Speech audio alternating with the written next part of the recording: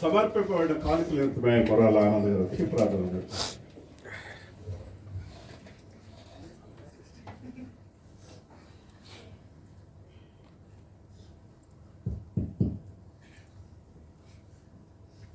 ప్రార్థన చేసుకుంటాం.